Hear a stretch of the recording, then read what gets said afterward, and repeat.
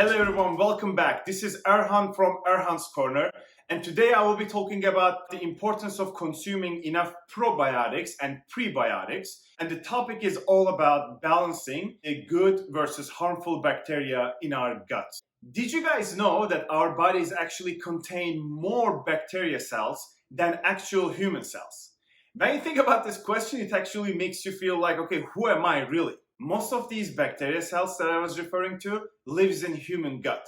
Human gut is home to more than 100 trillion bacteria cells. And in that sense, having a healthy gut is very important for your health. Another reason for why you should care about your gut health is the fact that about 70% of your immune systems reside in your gut. So based on the study done by NCBI in 2014, there are 4 different main types of bacteria, as you can see in the screen.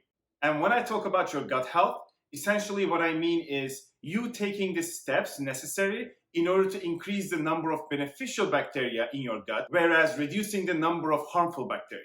Whenever you have more harmful bacteria than beneficial bacteria in your gut, this situation is referred to as dysbiosis in medical field. In the presence of dysbiosis, humans start experiencing things like insulin resistance, weight gain, inflammation, obesity, depression and anxiety, diarrhea, increased allergies, and many more conditions. Whereas if you have a healthy gut flora, all of these things that I listed happens the other way around, which is very positive. And as you can see on the screen, some of these positive results are related to increased mood and energy, digestive health, healthy hair, nail and skin, and so much more. So now you might ask, what am I doing wrong to jeopardize my gut health? The biggest cause for an unhealthy gut is the food that we consume. But before talking about the diet, which is going to be most of this video, I want to get a few other things that also contribute to an unhealthy gut out of the way.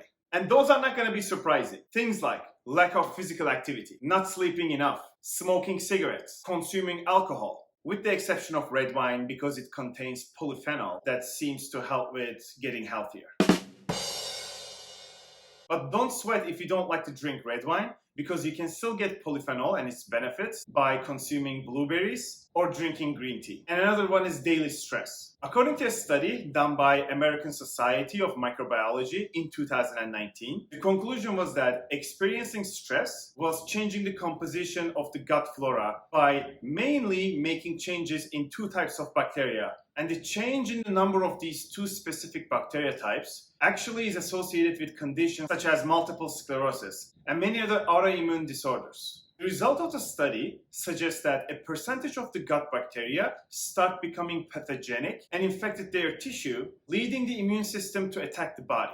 To manage your stress, there are a lot of different data sources out there that you can take advantage of. Some of the things that you can do is breathing exercises, sleeping well, having a social life, exercising regularly, and there is many more things that you can do. Since we got all these other reasons covered, I want to talk about what I believe is the most important reason for an unhealthy gut, which is your diet. To put it very simply, in most of the research papers in medical field that I read about, were suggesting that consuming sugar, dairy, and grain will likely result in an increase in the number of harmful bacteria in your gut. Which brings me to the rule of thumb.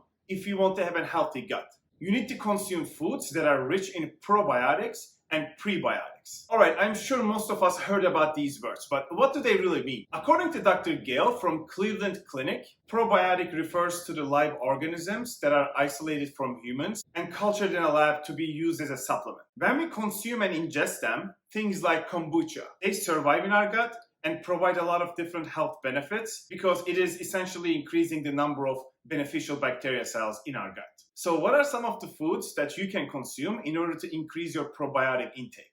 In general, fermented foods. Some examples: yogurt with live and active cultures, tempeh, which is fermented soybean, sauerkraut, which is a fermented cabbage. If you don't like any of these foods, there is a solution for you. Just keep listening. Before the alternative solution, let's talk about prebiotics. According to Dr. Gale, prebiotic is a type of fiber that acts as a food resource for the good bacteria in your gut. When you consume prebiotic-rich foods, what happens is that our digestive system cannot break them down, and these prebiotics end up in our digestive tract. Eventually, they reach out to a part of colon where friendly bacteria hangs out. The bacteria that resides in that part of the colon can break down these prebiotics and use them as a food source in order to thrive and make more friendly bacteria. What are some of the food types that you can consume in order to increase your prebiotic intake? Consuming any vegetables, fruits, and although it's a bit arguable, whole grains can help you increase your prebiotic intake. Some examples are lentils, chickpeas, onions, garlic, beans, asparagus, and so on. Well, let's go back to the alternative solution. If you happen to not like fermented foods, which are rich in probiotics, or foods like lentil and chickpeas, which are rich in prebiotics, then there is another way, which is the supplements. There are plenty of different supplements available on the internet. I mean, taking supplements, in my opinion, is never a good substitute for natural food. My personal suggestion would be to consume the natural food when you can, and whenever you're in a hurry, maybe supplements might come into play. So I recently purchased a few supplements for this, and before purchasing, I made a lot of research on which supplements and which brands are the best. So if you guys are wondering my opinions, please let me know. I don't want to promote any brands here, but I'm happy to help. So now the next question that pops up in your mind might be, well, if I start taking the right steps, how long it's going to take for my assumingly unhealthy gut to get healthy? First off, don't panic because you are definitely not alone. The National Institutes of Health estimates that there are about 20 million Americans with autoimmune diseases, and every year this number is increasing. One of the research studies that I read showed that the people who took the proper steps were able to recover most of the good bacteria within a month and a half. So this is just from one of the studies, and I would be cautious about it. But I guess we can all agree that taking the right steps, such as eating well sooner than later, is gonna be the right choice. Alright, this concludes my video. Like I said, in my next video, I am planning to talk about the sugar consumption and its negative health effects, which I am personally guilty of because since I was a kid, I always consumed a lot of different junk food, from chocolate to wafer to ice cream to candies, you name it. Alright guys, thank you so much for listening. If you think that this video was interesting, I would highly suggest you guys watch the video that I'm sharing right now. It has a lot of visuals. It explains the history of sugar consumption,